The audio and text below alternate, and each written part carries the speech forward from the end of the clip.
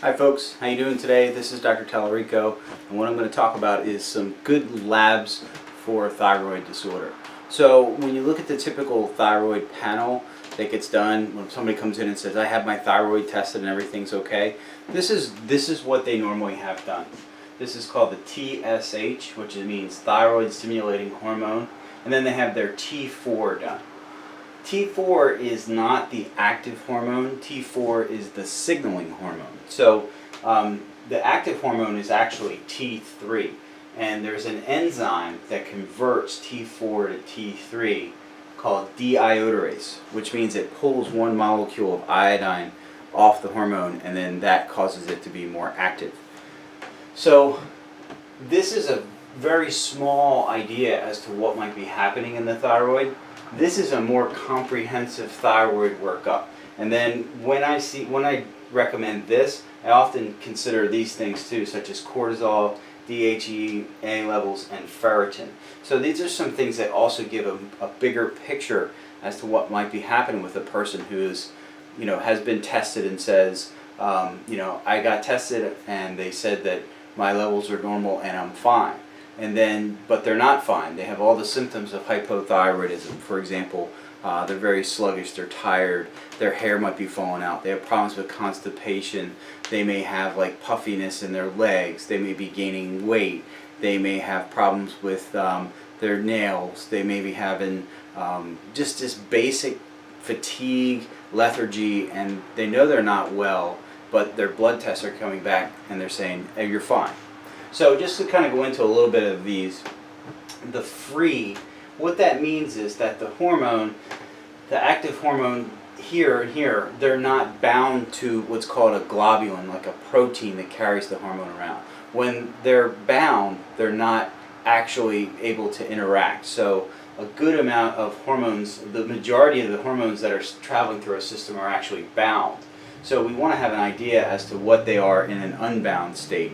And this is one that most people don't run. They don't ever run these, but this one almost nobody runs. And this is really important because reverse T3 is an isomer of T3, but it goes onto the receptor in the cell and it blocks it. And so it doesn't activate the cell like T3 would. It actually deactivates it. So it blocks it and stops T3 from binding.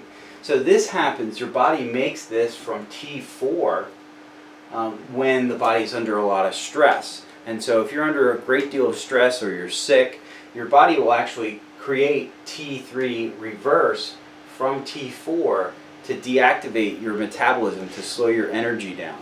So this is something to know. If our T3, reverse T3 is high, then that makes a lot of sense as to why the person doesn't feel well. And if that's the case, there are specific strategies you can do to try to get that person healthier so that that kind of hub, that snub that your body's making can be fixed. The other things are, these are antibodies. And so, this is thyroglobulin antibody and this is called thyroperoxidase antibody. And these two are important if you have any autoimmune type of things going on with your thyroid. So the majority of cases that are hypothyroid are actually autoimmune, which means your immune system is, for some reason or another, mounting an attack against your thyroid. And so these antibodies will pop up. And what they say is the reason that your thyroid is depressed, is being attacked, is because the body's immune system is going in and attacking.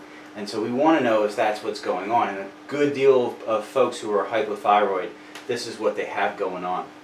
And then these two here, this is an index. The T3 uptake has to do with how much bound hormone there is.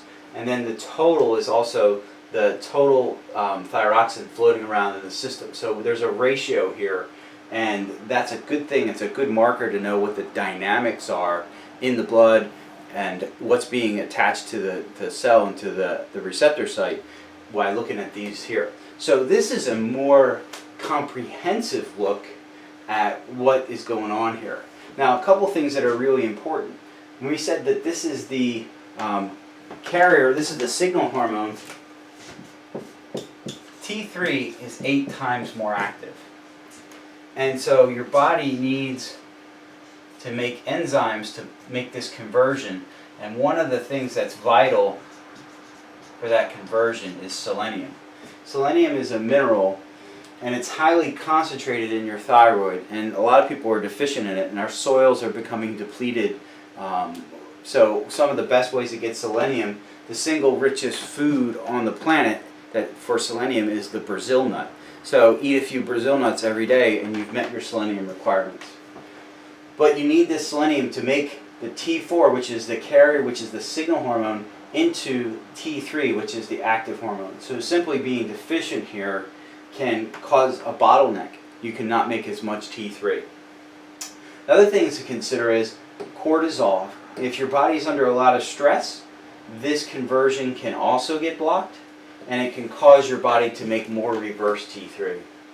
Your hormone levels, DHEA is kind of like a master hormone. It can be converted into lots of things, and so it can affect the dynamics of estrogen and thyroid, testosterone and thyroid, progesterone and thyroid, pregnenolone and thyroid. So sometimes we look at that number too. And then ferritin is the protein that's involved in carrying iron, and iron is involved in the thyroid peroxidase enzyme, and you really need that to make thyroxine. So sometimes we have problems in here too. So we don't have a total picture if we just do two things. We really need to do multiple things and then look at those findings and say, okay, what can we do to help this person that doesn't involve just giving them more thyroid hormone? And in fact, thyroid hormone, if you just give somebody thyroid hormone, a lot of these things don't really get better because you're just dumping thyroid in. There's a lot of reasons why this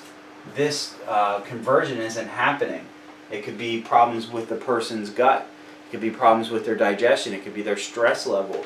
It could be that they have toxic stuff in their system. So lots of different things and lots of ways of looking at this other than let's just give somebody Synthroid and call it a day, and they still feel terrible. They still have all the symptoms that they had initially, and they haven't improved, and all of this stuff is unaddressed. But there are specific strategies that we have in place to address all of this stuff and to improve the health and the function of a person. So that's it. I'm going to do a similar lab for cardiac function. I'm going to do a similar one for diabetes as well. Thanks.